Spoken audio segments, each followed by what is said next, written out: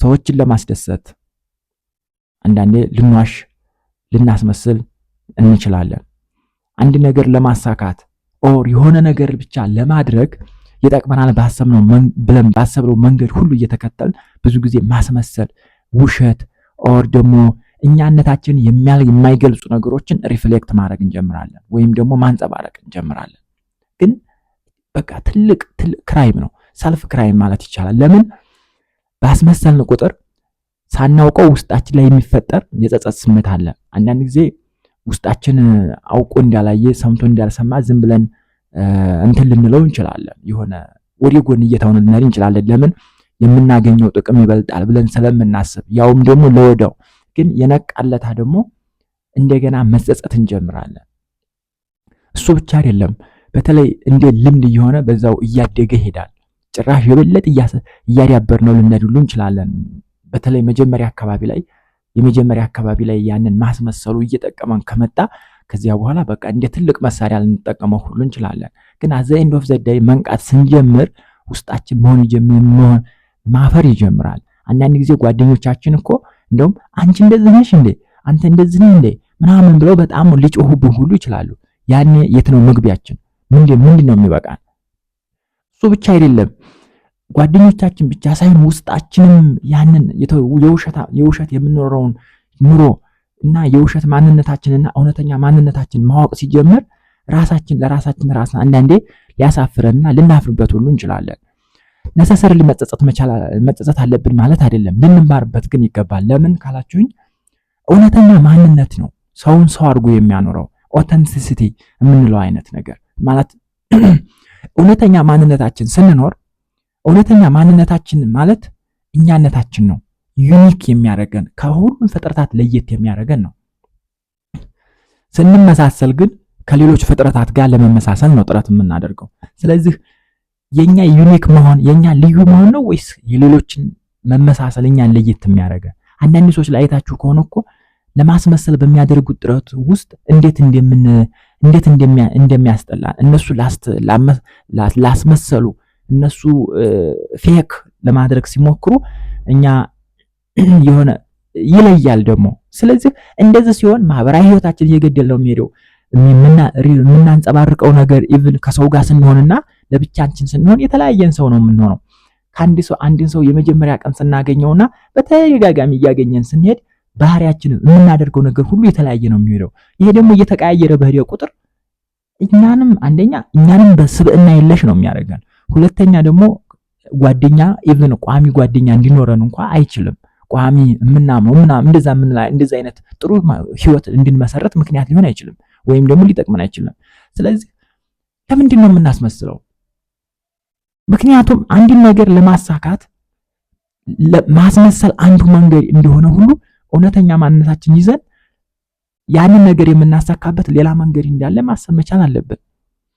አንድን ሰው እያስመሰልን ለማስደሰት ጥረት እንደምናደርገው ሁሉ ራሳችንን እውነተኛ ማንነታችን ይዘን ያን ሰው የምናስደስትበት ሌላ መንገድ እንዳለ ማሰብ አለብን። ስለዚህ ሎት ኦፍ ኦፕሽን ማለት ነው። እውነተኛውን መንገድ ተጠቅመን በራሳችን መንገድ እውነተኛውን ማንነታችን ይዘን አስመስለን ልናሳካ የምንፈልገውን ነገር ሳናስመስል በእውነተኛ ማንነታችን ልናሳካ የምንችልበት ሎት ኦፍ ዌይስ ብዙ መንገዶች እንዳሉ ማሰብ መቻል አለብን። ይሄ ደግሞ በጣም በጣም በጣም ይጠቅመናል።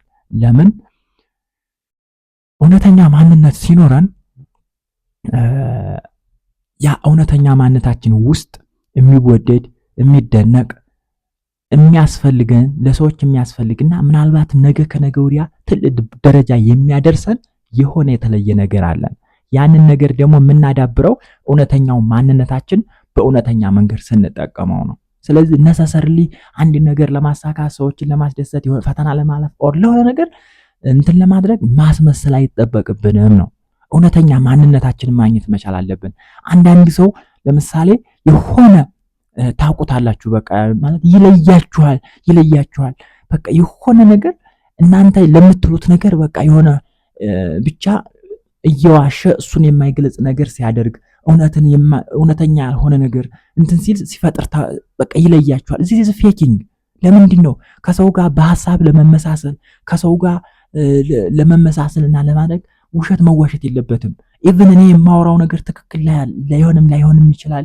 ነገር ግን እውነተኛ ማንነትን እውነትን የሚገልጽ ነገር ብንናገር ግን ከሰው ጋር የበለጠ ያግባባናል እንጂ ለመመሳሰል መዋሸት፣ ያልሆነ ነገር መወራት ምናምን አያስፈልግም። ሐሜት ምናምን የሚመጣውም ትልቁ ምክንያት አንዱ ይሄ ነው። ምክንያቱም እውነተኛ ሰው ስትሆን ሲጀመር ስለ ሰው ኪራይ አይሰጥም። ራስ ግን ነው የምትኖረው። በራስ መተማመንን ይኖራል። በራስ መተማመን ካለ ደግሞ ስለ ሰዎች ሳይሆን ስለ ራስህ ህይወት፣ ስለ ራስህ ስራ ምናምን እንደዛ ነው የሚሆነው። ስለዚህ ማስመሰል ሲኖር ብዙ ጊዜ ኢንሴኪዩሪቲ ያለና አያስፈልግም።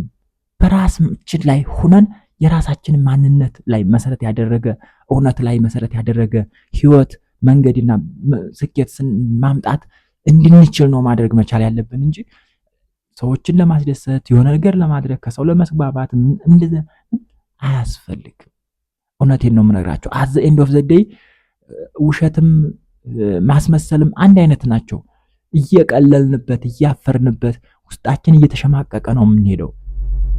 ስለዚህ እሱ ደግሞ የበለጠ ውስጣችን እየጎዳው ነው የሚሄደው። ሳም ፖይንት ላይ ይሄ ማስመሰሉ ብቻ አይደለም ሌላውን ማንነታችንም እየሸረሸረው ይሄድና እኛ ለራሳችን ባዶ ሆነን እንቀራለን ማለት ነው። ስለዚህ ይሄ ደግሞ እጅግ በጣም ትልቅ የስነ ልቦና ውድቀት ነው። ስለዚህ ማስመሰል ትልቅ ጠላት ነውና ልናስወግደው ይገባል። ትልቅ የስነ ልቦና ጥናት ማለት ነውና ልናስወግደው ይገባል።